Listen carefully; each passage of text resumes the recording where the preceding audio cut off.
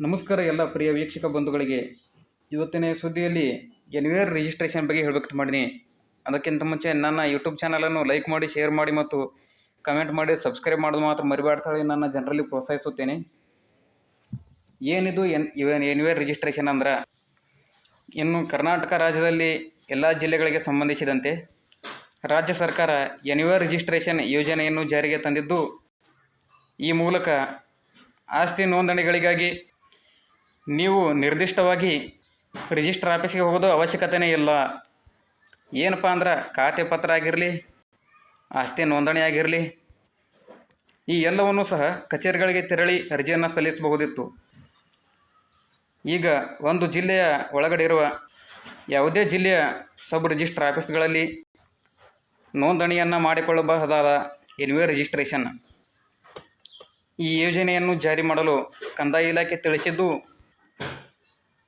ಈ ಹಿಂದೆ ಪ್ರಾಮಾಣಿಕವಾಗಿ ಹೇಳಬೇಕಂದ್ರೆ ಬೆಳಗಾವಿ, ತುಮಕೂರು, ಬೆಂಗಳೂರು ಗ್ರಾಮಾಂತರ ಈ 3 ಜಿಲ್ಲೆಗಳಿಗೆ ಮಾತ್ರ ಎನ್ವೇರ್ ರಿಜಿಸ್ಟ್ರೇಷನ್ ಮೊದಲು ಜಾರಿಯಾಗಿತ್ತು.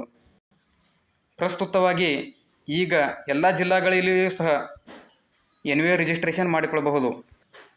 ರಾಜ್ಯದ ಆಯಾ ಜಿಲ್ಲೆಯ ಒಳಗಡೆ ಯಾವುದೇ ಸಬ್ ರಿಜಿಸ್ಟ್ರಿ ಕಚೇರಿಗೆ ಹೋಗಿ ನೋಂದಣಿಯನ್ನು ಮಾಡಿಸ್ಕೋಬಹುದು. ಆ ಇಡೀ ಜಿಲ್ಲೆಗಳ ಜನರಿಂದ ಅನುಕೂಲವಾಗಲಿದೆ ಎಂದು ಸಬ್ ರಿಜಿಸ್ಟರ್ ಆಫೀಸ್ ತಿಳಿಸಲಿದೆ. ಆ ಕಚೇರಿಗೆ ಹೋಗಿ ಆ ಜಿಲ್ಲೆಯಲ್ಲಿ ಯಾವುದೇ ಸಬ್ ರಿಜಿಸ್ಟರ್ ಕಚೇರಿಗೆ ಹೋಗಿ ನೋಂದಣಿ ಮಾಡ್ಕೋಬಹುದು. ಆ ಇಡೀ ಜಿಲ್ಲೆಯಲ್ಲಿನ ಜನಗಳಿಗೆ ಯಾವ ಕಚೇರಿಗೆ ಹೋದರೆ ಸೌಕರ್ಯ ಆಗುತ್ತದೆ, ಎಲ್ಲಿ ಎಷ್ಟು ಅರ್ಜೆಂಟ್ ಕೆಲಸಗಳಾಗ್ತಾವನ್ನಂಥದ್ದು ಆ ಕಚೇರಿಗೆ ಹೋಗಿ ಆ ಜಿಲ್ಲೆಯಲ್ಲಿ ಯಾವುದೇ ಸಬ್ ರಿಜಿಸ್ಟರ್ ಕಚೇರಿಗೆ ಹೋಗಿ ನೋಂದಣಿ ಕೆಲಸವನ್ನು ಮಾಡ್ಕೋಬಹುದು. ಇದೇ ಎನ್ವೇರ್ ರಿಜಿಸ್ಟ್ರೇಷನ್. ಇದು 2024ನೇ ಸಾಲಿನ ಸೆಪ್ಟೆಂಬರ್ 2ರಂದು ಜಾರಿಯಾಗಿದ್ದು, ಇದರಿಂದ ಜನರಿಗೆ ಸಮಯವನ್ನು ಸಹ ಉಳಿತಾಯ ಆಗ್ತದೆ. ಬಟ್ ನಾನೇ ಎಕ್ಸಾಂಪಲ್ ಹೇಳಬೇಕಪ್ಪ ಅಂದ್ರೆ, ವಿಜಯಪುರ ಜಿಲ್ಲೆಗೆ ಸಂಬಂಧಿಸಿದಂತೆ ಇಂಡಿ ತಾಲೂಕಿನ ಎಲ್ಲ ಗ್ರಾಮಸ್ಥರು ಇಂಡಿಯ ಸಬ್ ರಿಜಿಸ್ಟರ್ ಆಫೀಸಿಗೆ ಹೋಗಿ ನೋಂದಣಿಯನ್ನು ಮಾಡ್ಕೋಬಹುದಿತ್ತು. ಸೊ ಈಗ ಇಂಡಿ ತಾಲೂಕಿನ ಎಲ್ಲ ಜನರು ಸಿಂದಗಿಯಲ್ಲಿನೂ ಮಾಡ್ಕೋಬೋದು, ಬಾಗೇವಾಡಿಯಲ್ಲಿನೂ ಮಾಡ್ಕೋಬೋದು. ಸೊ ನೀವು ಎಲ್ಲಿ ಬೇಕಾದಲ್ಲಿ ಅರ್ಜಿ ಸಲ್ಲಿಸ್ರಿ, ಎಲ್ಲಿ ಬೇಕಾದಲ್ಲಿ ಕೆಲಸ ಮಾಡ್ಕೋರಿ. ಇದ್ರದ್ದು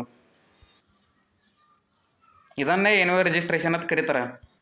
ಇದರಿಂದ ಜನರಿಗೆ ಒಂದು ಪ್ರಶ್ನೆಯನ್ನು ಬರಬಹುದು. ನಾ ಹೇಳಬೇಕಂದ್ರೆ, ಇದು ಏನಪ್ಪ ಅಂದ್ರೆ, ಸ್ಥಿರಾಸ್ತಿ ನೋಂದಣಿಗೆ ಒಂದೇ ಕಚೇರಿಗೆ ನೆಚ್ಚಿಸಿಕೊಳ್ಳುವುದು ಸಹ ಅವಶ್ಯಕತೆ ಇಲ್ಲ. ಜನರಿಗೆ ಹಣ ಉಳಿತಾಯ ಮತ್ತು ಸಮಯವೂ ಉಳಿತಾಯ, ಅನಗತ್ಯವಾಗಿರ್ತಕ್ಕಂಥ ಕಿರಿಕಿರಿಗಳು, ವಿಳಂಬ ಸಹಕಾರಕ್ಕೆ ಕಡಿವಾಣ ಇವೆಲ್ಲವೂ ಸಹ ಆಗಬಹುದು. ಇನ್ನು ನಾನು ನಿಮಗೆ ಹೇಳಬೇಕಪ್ಪ ಅಂದ್ರೆ, ಕರ್ನಾಟಕದಲ್ಲಿ 257 ಉಪ ನೋಂದಣಿ ಕಚೇರಿಗಳು ಮತ್ತು 35 ಜಿಲ್ಲಾ ನೋಂದಣಿ ಕಚೇರಿಗಳು ಸಹ ಅದಾವಂತ ಹೇಳಿ ಕಂದಾಯ ಇಲಾಖೆ ತಿಳಿಸಿದೆ. ಎಷ್ಟು ಈ ಹೊತ್ತಿನ ನಾನು ಒಂದೆರಡು ಮಾತುಗಳನ್ನು ಮುಗಿಸುತ್ತೇನೆ. ಎಲ್ಲರಿಗೂ ಧನ್ಯವಾದ. ಶುಭ ದಿನ. ಜೈ ಹಿಂದ್, ಜೈ ಕರ್ನಾಟಕ. ವಂದೇ ಮಾತರಂ.